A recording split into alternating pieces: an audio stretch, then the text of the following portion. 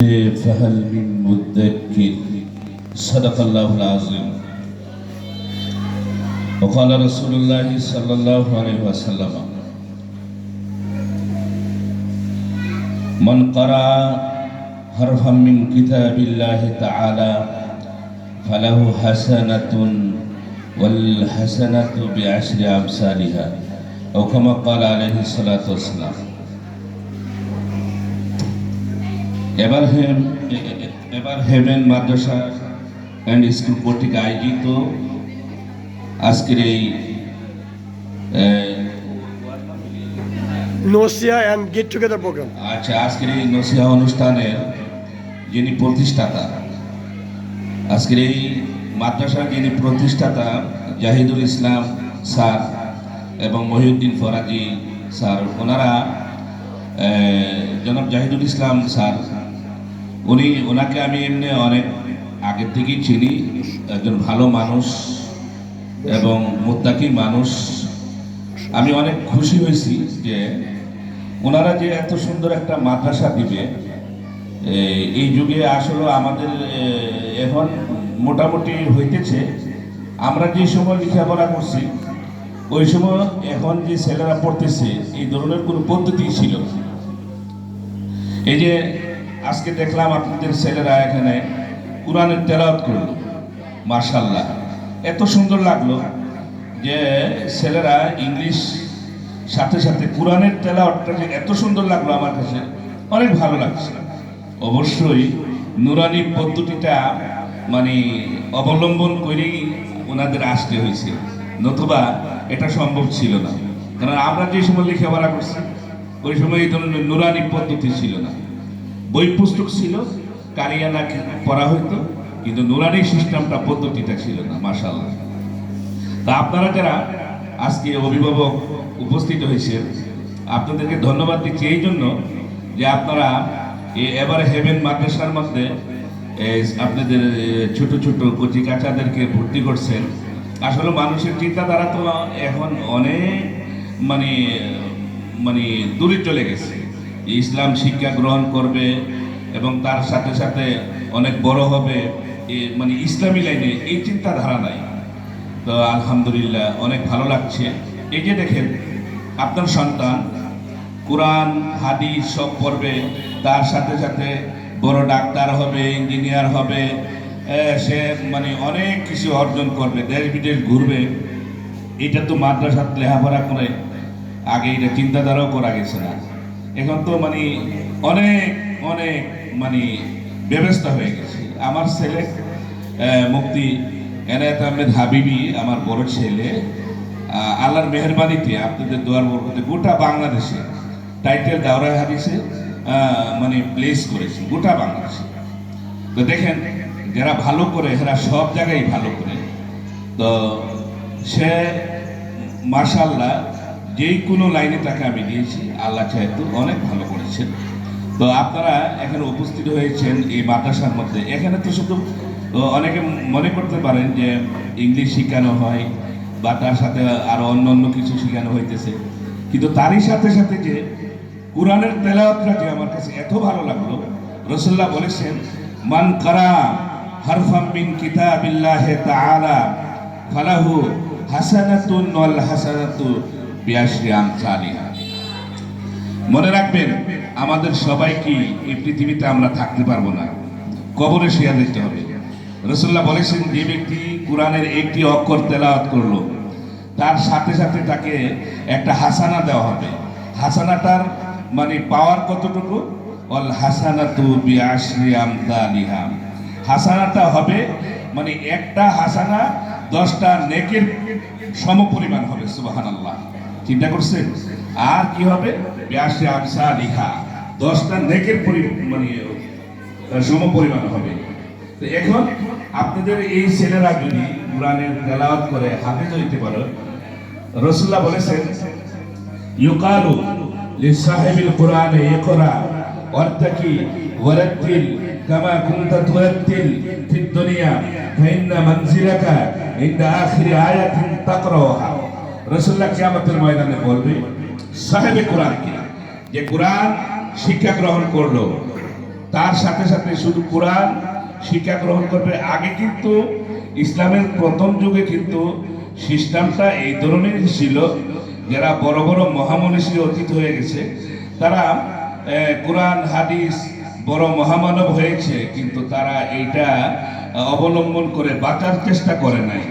তারা অন্য অন্য হেরফা পেশা অবলম্বন করেছে, তারা ব্যবসা করেছে, তারা অন্য অন্য চাকুরি করেছে, ইমামতি মাদ্রাসা করে টাকা নেওয়া শুধু এখানেই জীবন পরিচালনা করবে, এটা কিন্তু আগের যুগও ছিল না।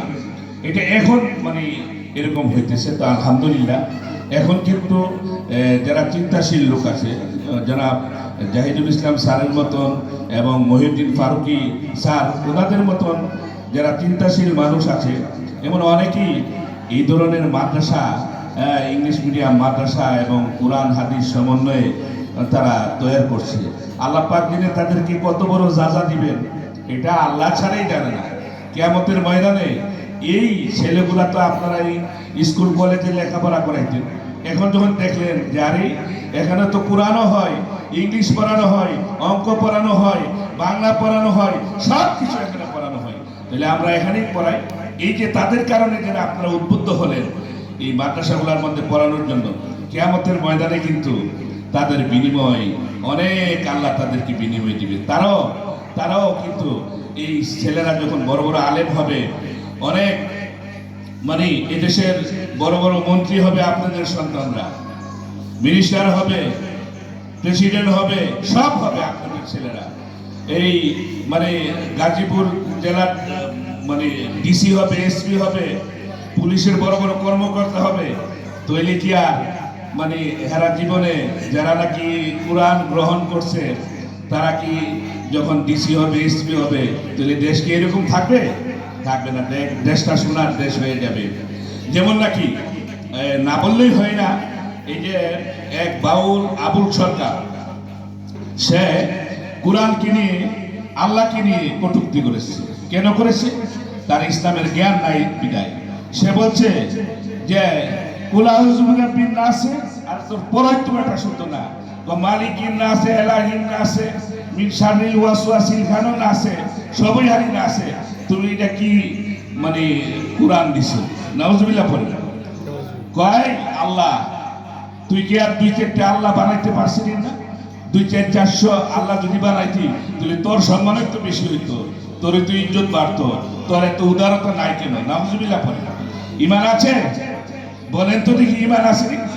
তাহলে আমাদের দেশের বুদ্ধিজীবী আর যারা নাকি বাউল ফাউল আউলরা মানে তার ব্যাপারে এরকম ভাবে তার মুক্তির ব্যাপারে কথা বলতেছে, আজকে যদি আমাদের দেশটা যদি আপনাদের সন্তানদের মতন এরকম লেখাপড়া করে যদি তারা ভালো মানুষ হইতো, তাহলে তাদের পরিস্থিতি কি হইতো? যদি এই দেশটা যদি ইসলামের দেশ হইতো, তাহলে এই আবুল সরকারের মতন এরকম নাস্তিকদেরকে উপেন রাস্তার মধ্যে মানে কি করতো? ফাঁসি দেওয়া হইতো। কি বলেন আপনারা? কথা সঠিক আছে তো? তাইলে আপনাদের সন্তান যখন কোরআন হাদিস ভিতরে থাকবে, এরপরে যত আপনি শিক্ষা গ্রহণ করান, মানে দেশ বিদেশ সে যত ডিগ্রি নিতে পারে নিবে, কিন্তু আপনার সন্তানটা নাস্তিক হবে না। নাস্তিক হবে? হ্যাঁ বলেন না কেন? আপনারা নাস্তিক হবে না, খারাপ হবে, নষ্ট হবে। হ্যাঁ ইয়াবা গ্রহণ করবে, গাঞ্জা খাইবে, মদ খাইবে, এগুলা করবে না। আমাদের দেশের সবচেয়ে যারা ভদ্রলোক, উচ্চ শিক্ষিত মন্ত্রী মিনিস্টার, ওনারা কিন্তু এগুলা গ্রহণ করে। এমনি দেখতে দেখা যায় ওনাদের বাচন ভঙ্গি, ওনাদের ভাষণ, ওনাদের কথা অনেক ভালো, কিন্তু দেখেন যত ধরনের অপকর্ম আছে তারাই করে। মাশাআল্লাহ, আপনাদেরকে ধন্যবাদ দিই। আপনারা এই মাদ্রাসার মধ্যে ছাত্র ভর্তি করছেন এবং আরো ভর্তি করবেন। আপনি যদি আপনার সন্তানকে এখানে ভর্তি করছেন, আরেকজন আপনার বান্ধবী আছে, আপনার বন্ধু আছে, যে তোর ছেলেটাকে ওইখানে ভর্তি কর, দেখবি অনেক ভালো হবে, সে ইঞ্জিনিয়ার হবে, বড় ডাক্তার হবে, আরো অনেক কিছু হবে, এবং কোরআন হাদিসও সে শিক্ষা গ্রহণ করতে পারবে। তাহলে মানে এই ছেলেটা আমাদের জন্য আখিরাতের নাজাতের জরিয়া হয়ে যাবে। রাসূলুল্লাহ বলেছেন কঠিন কিয়ামতের ময়দানে যখন হাফেজে কোরআনকে আল্লাহ বলবে ইকরা ওয়াত্তাকি এবং উপরের দিকে উঠতে থাকো। ইকরা ওয়াত্তাকি ওয়ারাত্তিল ফিদ দুনিয়া কামা কুনতা তুরাত্তিল। আল্লাহ রাব্বুল আলামিন কঠিন কিয়ামতের ময়দানে যারা নাকি কোরআন শিক্ষা গ্রহণ করলো, এই কোরআন শিক্ষা গ্রহণকারীকে বলবে পড়ো এবং উপরের দিকে উঠতে থাকো। ফাইন্না মানজিলাকা ইনদা আখিরি আয়াতিন তাকরাউহা, যেখানে যায়া পড়াটা শেষ হয়ে যাবে ওইখানেই তোমার জান্নাত। আল্লাহু আকবার বলেন। তাহলে বলেন তো দেখি 6666 আয়াত, তো এই পুরাটা যেখানে যে পড়াটা শেষ হবে জান্নাত কত তলা বিশিষ্ট হবে? তার অত তলা বিশিষ্ট হবে। এখন বলতে পারে যে আমরা ছেলেদেরকে ইয়ে করতেছি, আর আমাদের কি ফায়দা হবে? এই ছেলেরা যখন ভালো মানুষ হবে আপনাদেরকে আল্লাহ পাক কমাস কম তার ফ্যামিলির, তার মা বাবা আপনজনদের মধ্যে আল্লাহ বলবে 10 জন যারা জাহান্নামী হয়ে গেছে তোমার মা বাবা সহকারে, তোমাকে ক্ষমতা দিলাম 10 জনের ব্যাপারে আমার কাছে, আমি আল্লাহর কাছে সুপারিশ করো, তাইলে আমি সুপারিশ গ্রহণ করব এবং সবাইকে মুক্তি দিয়ে, জাহান্নাম থেকে মুক্তি দিয়ে আমি এই 10 জন মানুষকে সরাসরি জান্নাতি বানাই দিব। সুবহানাল্লাহ। তাইলে আমার সন্তান যদি কোরআনের বাহক ও ধারক হয় তাহলে আমার কি হবে? আমিও তো জান্নাতি হব। আপনারা কি মনে করেন এই দুনিয়ার জীবনটাই সব জীবন? রাসূলুল্লাহ বলেছেন আমার উম্মতি মা বাইনা 60 ওয়া 70, আমার অধিকাংশ উম্মতের হায়াত হবে 60-70 এর মাঝামাঝি। এর থেকে বেশি মানুষ আরো বেশি বাঁচে। এই তো আমরা হায়াত পাই, নাকি আরো বেশি পাই? এই অল্প হায়াতের মধ্যে টাইমটা আমরা জানি না যে কতদিন বাঁচবো, আমরা এটা জানি না। একটা হাদিসে আমি দেখছি যে কোনো মানুষ যদি এতটুকু জানতো যে সে 1000 বছর হায়াত পাবে এবং 1000 বছর পরে কত সালে, কোন মাসে, কত তারিখে, কোন দিনে, কোন বারে সে ইন্তিকাল করবে, সব যদি তার জানা থাকতো, তারপরে 1000 বছর হায়াত পাওয়ার পরও সে দুনিয়া সব কিছু ছেড়ে দিত, সে আল্লাহর জন্য পাগল হয়ে যেত। আর আজকে আমরা হায়াত পাই 60-70, 40-50, তারপরও আমরা দুনিয়া বলতে পারি না। যদি আজকে আমরা কি করতাম যে এই হায়াতের জিন্দিগিটা কতটুকু নির্ধারণ সময়টা জানতে পারতাম, তাহলে কিন্তু আমরা এভাবেই চলতাম। আচ্ছা বলেন তো দেখি, একজন রাস্তার মধ্যে ফকির ভিক্ষা করে বসে বসে, আর আমরা অনেকজন সুদী সমাজ যারা আমরা আছি, আমরা মারা যাওয়ার পরে আমাদেরকে যতটুকু কবরে জায়গা দেওয়া হবে, আর এই যে ভিক্ষুকটা মারা গেল তারে কি একটু কম দেওয়া হবে?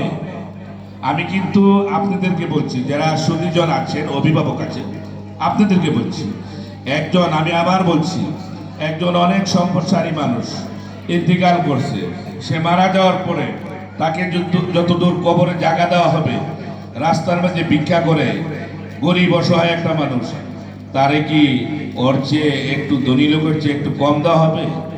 হ্যাঁ, সমান দেওয়া হবে না। বরং আপনারা হয়তো শিশুকালে তো পড়ছেন, আপনারা পড়েন নাই যে কবরে যাওয়ার পরে 3টা প্রশ্ন করবে, মার রাব্বুকা মান দীনুকা ওমান হাজার রাজুলু আল্লাযী বুইসা ফিকুম। এই প্রশ্নগুলা করবে না? এই প্রশ্নগুলা যখন করবে তো কবরে যখন রেখে আসবে মানুষকে, আমরা তো মনে করি কবরে রেখে আসলেই সব শেষ। হাদিস শরীফের মধ্যে আসছে, এই যে দেখেন আমার দিকে তাকান, ফেরেশতা মাথার দিকে হাতে লেসানি এই মুর্দারকে বসাইবে, ওই বসাই এসে কিন্তু প্রশ্নগুলা করবে। কি করবে? বসায় প্রশ্ন, মার রাব্বুকা, তোমার রব কে ছিল, তোমার ধর্ম কি ছিল, ইনি কে যাকে তোমাদের নিকট প্রেরণ করা হয়েছিল?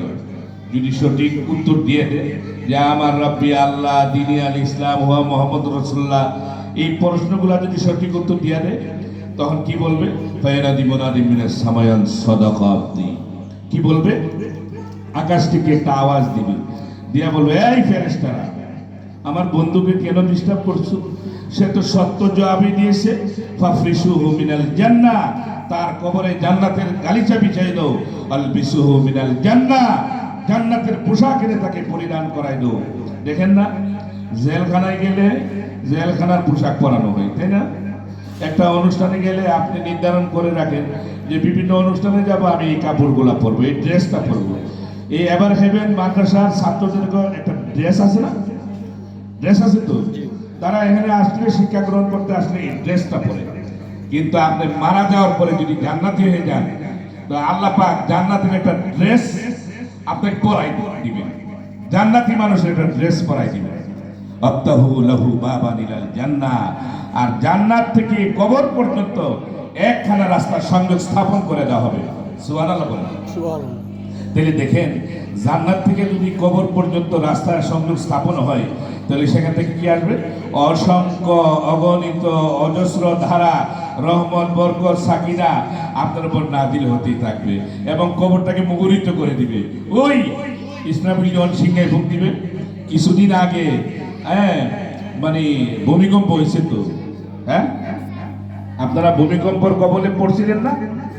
এই ভূমিকম্পটা যদি বেশি না 10 সেকেন্ড মানে বেশি হইতো, তাহলে গাজীপুরে কোনো বাড়িঘর থাকতো? ঢাকাতে থাকতো? অনেক বাড়িঘরে পড়ে যাইত। কিন্তু আল্লাহ কি দয়া করছে না করে? দয়া কাদের জন্য করছে? যারা গাঁজা খায়, যারা মদ খায়, যারা জোয়ারি, তাদের জন্য। কাদের জন্য? এই শিশু বাচ্চাদের জন্য, যারা কোরআনের তেলাওয়াত করে, যারা কোরআন শিক্ষা গ্রহণ করছে, তাদের জন্য আল্লাহ পাক এই দেশকে, আমাদেরকে বাঁচিয়েছে। এটা কি বিশ্বাস হয় আপনাদের? বিশ্বাস হয় না? তাদের জন্য আল্লাহ পাক আমাদেরকে বাঁচিয়েছে, এই কোরআনের জন্য এবং এই শিশু বাচ্চাদের জন্য আল্লাহ পাক আমাদেরকে বাঁচিয়েছে। সেজন্য আমাদের এখানে জাহিদ স্যার এবং মহিউদ্দিন ফরাজি স্যার, ওনারা যে একটা মাদ্রাসা করলেন, এভার হেভেন মাদ্রাসা অ্যান্ড স্কুল, আমি ওনাদেরকে ধন্যবাদ দিচ্ছি যে ওনারা যেন সামনে আগাই যায় আরো অনেক বড় করে। এই মাদ্রাসা, এভার হেভেন মাদ্রাসার জন্য যেন আলাদা কয়েক বিঘা জায়গা থাকে, যেটা ভার্সিটি হবে এখানে। কি বলেন আপনারা? হ্যাঁ, এভার হেভেন মাদ্রাসা একটা ভার্সিটির রূপান্তরিত হবে। শুধু এটা মাদ্রাসা স্কুল থাকবে না, এটা কি হবে? এইটা বহু সাবজেক্ট যেখানে পড়ানো হবে, এটা বড় একটা ভার্সিটি হবে, নিজস্ব জায়গা থাকবে। এটা আপনারা কামনা করেন না? আল্লাহর দরবারে এটি কামনা করছি, আল্লাহ পাক যেন এভার হেভেন মাদ্রাসা এন্ড স্কুলকে অনেক বড় বানাই দেন এবং এটা যেন একটা ভার্সিটি লেভেলে পরিণত হয়ে যায়। তার জন্য যেন একটা স্বতন্ত্র ক্যাম্পাস থাকে, নিজস্ব ক্যাম্পাস থাকে, বড় একটা মাঠ থাকে, যে এরকম সুন্দর ওয়াজ নসিহা করার জন্য বড় একটা মাঠ থাকে, যেন ছেলেরা খেলাধুলা করতে পারে। এমন পজিশনে আল্লাহ করতে পারে তো? জুড়ে বলেন পারে? সেই ক্ষমতা আল্লাহর আছে তো? সেটি আল্লাহর কাছে আরজি করছি, আল্লাহ পাক যেন এই মাদ্রাসাকে উত্তরোত্তর অনেক বড় বানা। ওনাদের মনের যে আশাটা, ওনারা দুইজন তো একটা আশা করেছে, আল্লাহ পাক যেন ওনাদের যতটুকু আশা ওনারা করছে, এর চেয়ে অনেক অনেক অনেক অনেক উর্দিতে আল্লাহ পৌঁছে যায়। আমিন বলেন। ছোট্ট একটা মোনাজাত দিই, আল্লাহুম্মা আমিন।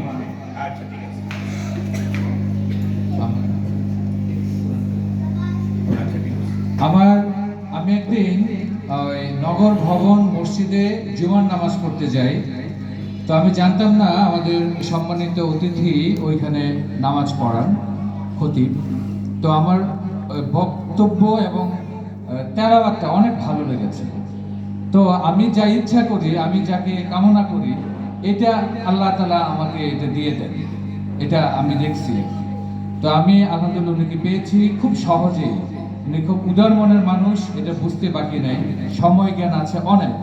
তা আমি হুজুরকে একটু কোরআন তেলাওয়াত করতে অনুরোধ করব, পরে উনি মোনাজাত